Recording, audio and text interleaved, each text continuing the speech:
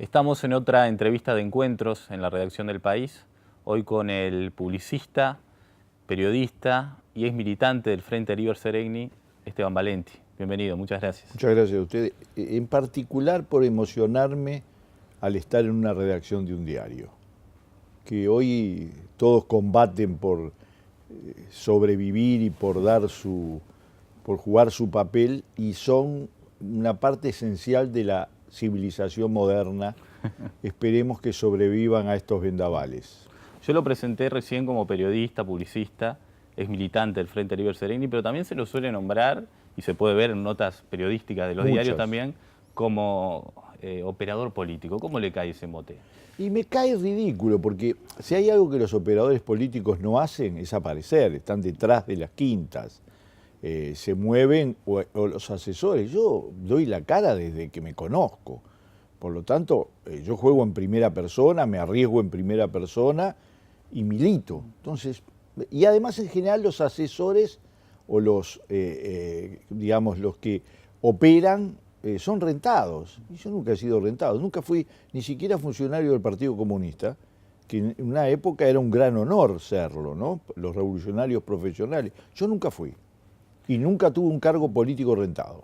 Sin embargo, en un momento el Frente River Seregni, particularmente el ministro Danilo Astori, necesitó desmarcarse de usted, diciendo que usted no lo representaba. Es decir, usted un papel de asesor o de encargado de la comunicación del Frente River Seregni tenía. No, yo no había ese cargo. Yo era miembro de la dirección del Frente River Seregni y opinaba y transmitía mis opiniones. En el momento en que se consideró que tenía que pasar a funcionar una especie de disciplina informativa y de opiniones, no lo representé. Tampoco me representaba en ese momento la dirección del Frente River Seregni y Danilo Astori.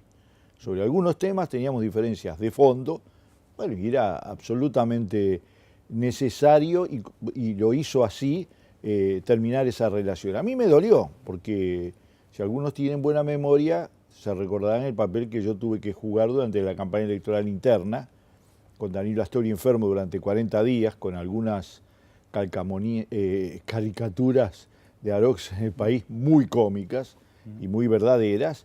Pero bueno, yo milité durante todos estos 5 o 6 años, pero las diferencias eran realmente insalvables. ¿Usted volvió a comunicarse con Astori luego de que él dijo que no nos representaba? No, nunca más. Y nos hablábamos todos los días.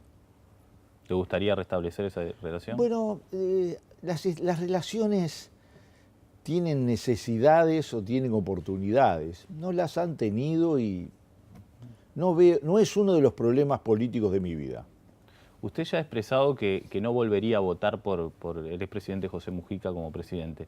¿Votaría, en cambio, por Astori como presidente de la República? Yo creo que ayer leí una declaración de Mujica a la salida de este famoso asado, que a mí me parece una iniciativa inteligente, tanto de Besosi como de Mujica, cada uno con su propio... Asado con los intendentes blancos. Sí, sí, en Soriano. Desató mucha furia, pero a mí me parece que algo que nos distingue a los uruguayos del concierto regional son ese tipo de cosas. Y escuché una frase de Mujica diciendo que él no va a ser candidato y para lo que hay, no sé si usted lo leí incluso en El País. Y me parece una visión de todos, me incluyo, los gerontes certificados que tenemos en el Frente Amplio, que hemos tomado la frase de Luis XV, después de nosotros el diluvio. Y no hay nada, y no asumimos que esa sería la peor derrota de nuestras vidas. Si puede gobernar 15 años, que es lo que va a hacer cuando sean las elecciones, 30 de municipio de Montevideo, de 12 o 15 de los departamentos diversos, no hemos logrado generar nuevos cuadros dirigentes, posibles gobernantes y políticos, sería una frustración absoluta y total para toda esa generación. Yo me considero de esa generación. En el fondo, digámoslo, y me incluyo, cada uno tiene esa visión que después de uno viene el diluvio, porque es una manera de justificarse, pero hay que tener la inteligencia, la visión, la comprensión de los tiempos que han cambiado profundamente, que eso sería terrible. Así que yo creo que tiene que venir un nuevo tiempo, un nuevo dirigente y terminar con el vaticinio del diluvio. ¿Pero votaría por Astori como presidente? Bueno, lo considero. Yo estoy en una etapa de reflexión y de reelaboración. A 2 años y medio de lo que 3 años de gobierno, voy a ver muy de cerca lo que sucede. No tengo más fe absolutamente indiscutida en nadie. Nadie me representa de una manera total y totalizadora, que creo que es uno de los grandes cambios que se ha dado incluso, no solo en el Frente Amplio, se ha dado también en la política uruguaya. Hoy en la política uruguaya hay mucho más sentido crítico. Algunos creen que porque la política está en crisis. Es cierto, hay una cierta crisis en la relación entre los ciudadanos y la política, pero te diría que más allá de mi actitud, yo lo que promuevo es un profundo sentido crítico, que es uno de los pocos rasgos inexorables que tiene que tener la izquierda. Cuando tú naciste en la Asamblea Nacional de la Revolución Francesa con el objetivo de terminar con el anciano régimen monárquico y con todas sus prebendas y acabar con el feudalismo, está claro que te proponías un gran cambio de civilización. Y para eso no hay otra cosa que tener como en el frente, en la parte fundamental de tus banderas, además de fraternidad, igualdad y libertad, la pregunta de ¿por qué? Y eso es clave. Es decir, yo creo que la izquierda tiene que reincorporar esa palabra como una palabra definitoria, partiendo de una experiencia. Cada vez que esa pregunta, es decir, el sentido crítico, fue avasallado por el poder, fue explicada toda la trayectoria a través del poder, se produjeron las mayores derrotas de nuestra historia, absolutamente. Todas las grandes derrotas y fracasos están basados en el aplastamiento de la idea, incluso del monopolio de la verdad, creyendo que la verdad se puede monopolizar y además se puede manejar a gusto del consumidor, básicamente burocratizándola, porque tiene que haber un soporte conceptual y social, y esa es la burocracia.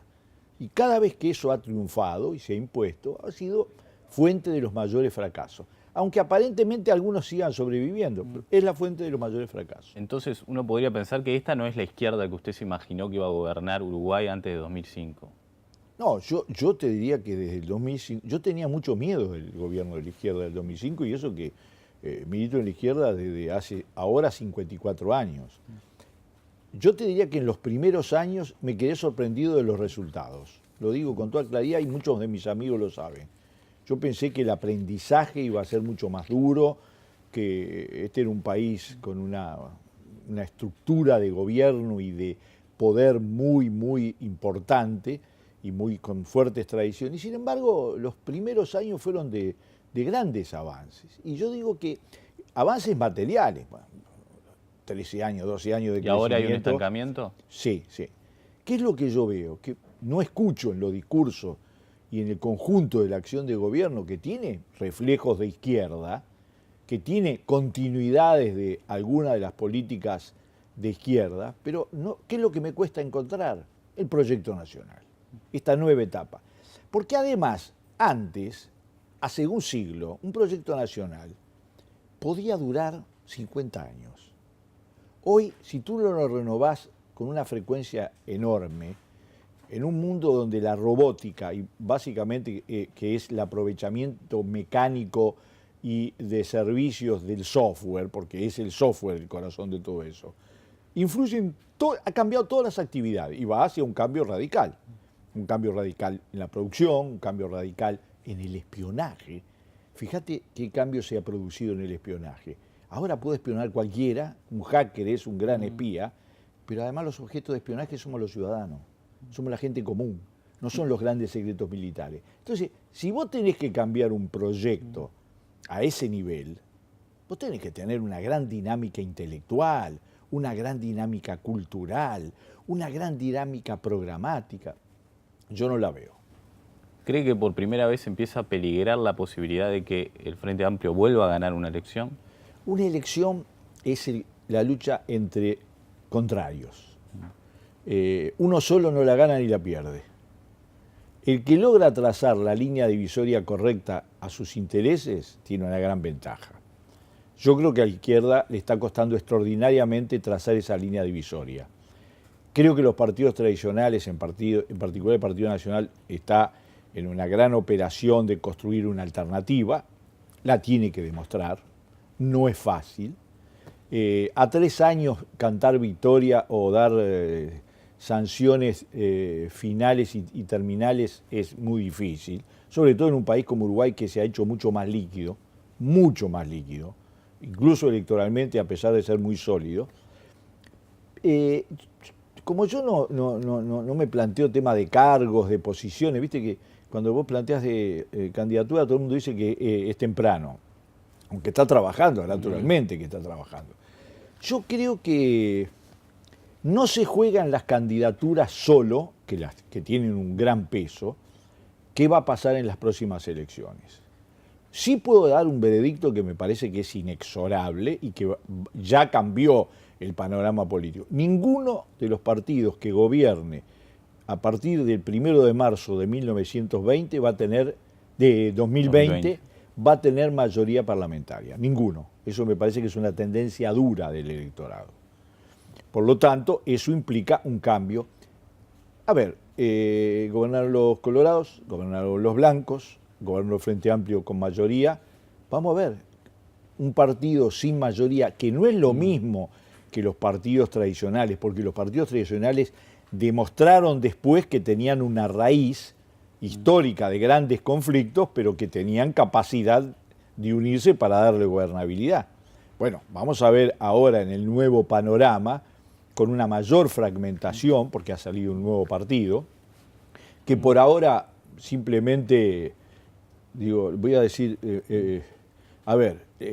la ley electoral que se implantó con la reforma constitucional por parte básicamente de los partidos tradicionales es Frankenstein, ¿no? Es decir, tú en 4 pasos tenés que cambiar todo permanentemente. Es muy difícil. Ahora nació Drácula. El problema, ¿a quién le clava los dientes en la yugular? Que es el partido de Novik. Yo no lo veo como un fenómeno fácil en Uruguay, pero al Partido Colorado le puede representar un golpe muy duro, más duro de la situación que actualmente tiene. No lo veo al Partido Nacional amenazado sustancialmente, pero faltan 3 años. 3 años son muchos. Era difícil pensar que Trump, cuando lanzó su candidatura, podía llegar a ser el presidente de los Estados Unidos, un país con la tradición bipolar entre los dos partidos demócrata y republicano, y sin embargo lo tenés gobernando la Casa Blanca. Hay un grupo de frente amplistas que están desencantados con el gobierno. Es su caso, está el caso de Richard Reed, de Cristina Lustenberg, que se fue hace poquito de la 711, de los ex jerarcas del Ministerio de Educación y Cultura, Mil Filgueira. ¿Es posible armar un grupo con todos esos frente amplistas que no están conformes con los pasos que está dando el gobierno?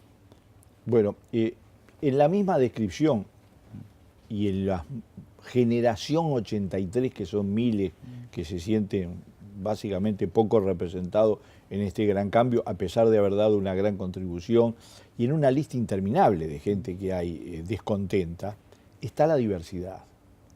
Yo que lo que he encontrado, que hay más gente, o sabemos más lo que no queremos este agotamiento del proyecto político, no queremos el poder por el poder mismo, no queremos esta justificación de toda esta pérdida de sentido autocrítico, no queremos la inmoralidad.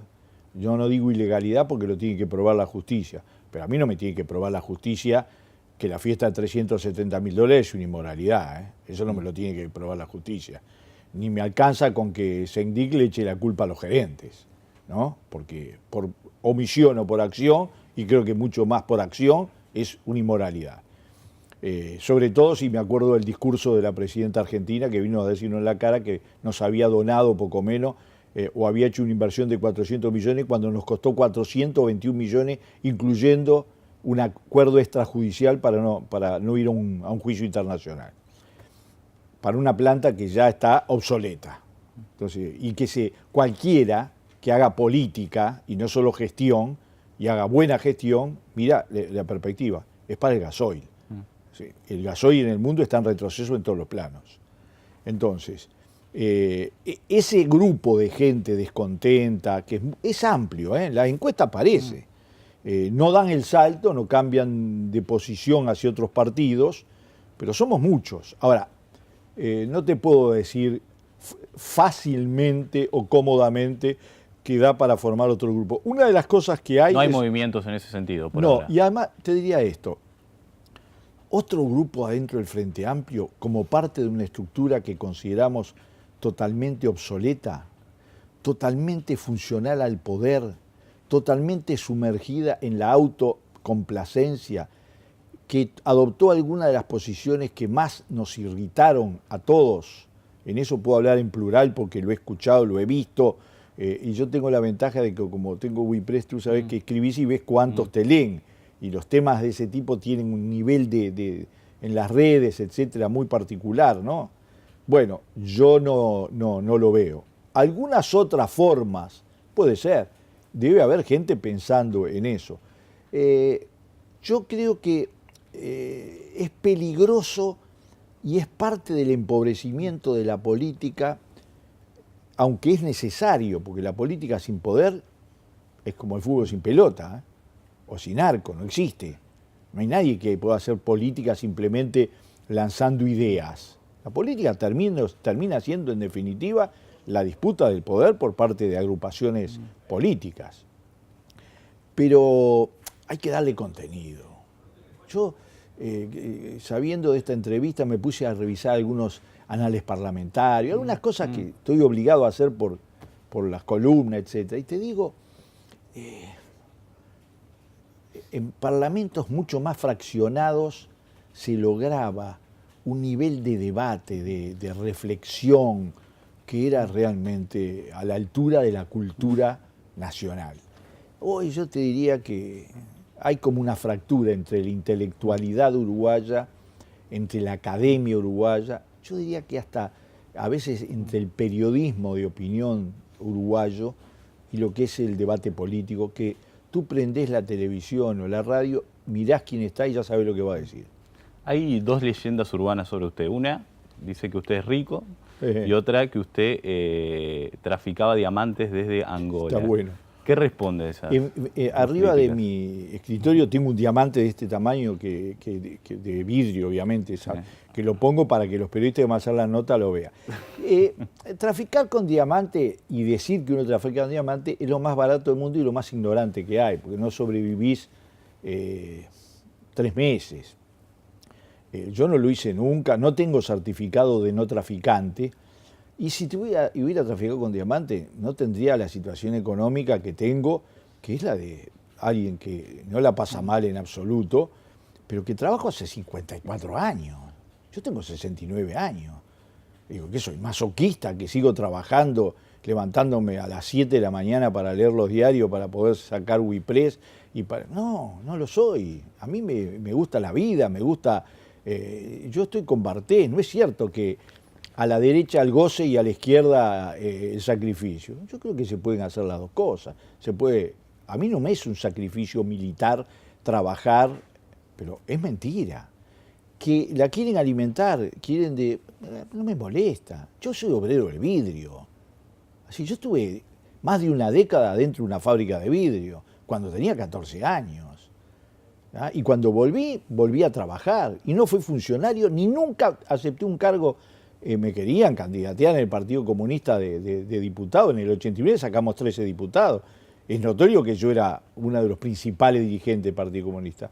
No lo acepté porque veía venir la situación, no me quería ver en la alternativa de que te colocás cuando tenés una crisis y tenés cargos. Pero además a mí me gusta la política bicicleta.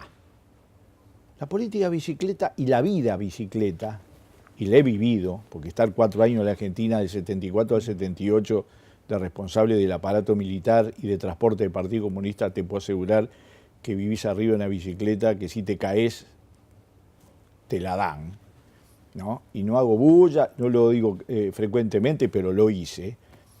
Pero, ¿sabes lo que es la política de bicicleta? Si dejo de pedalear, me rompo la cabeza contra el suelo. La política sillón de ruedas, el sillón del poder con ruedas en cualquiera de sus variantes, en el poder, en los partidos, etcétera, no me satisface. Hay que estar, hay que estar. ¿Se puede transformar una política de sillón del poder en una política de bicicleta? Sí, basta que todo el mundo, o los que lo hagan, todas las mañanas se levanten y se pregunten qué tengo que hacer para que esto avance al ritmo que tiene que avanzar. Porque lo que más ha cambiado en el mundo moderno es el tiempo.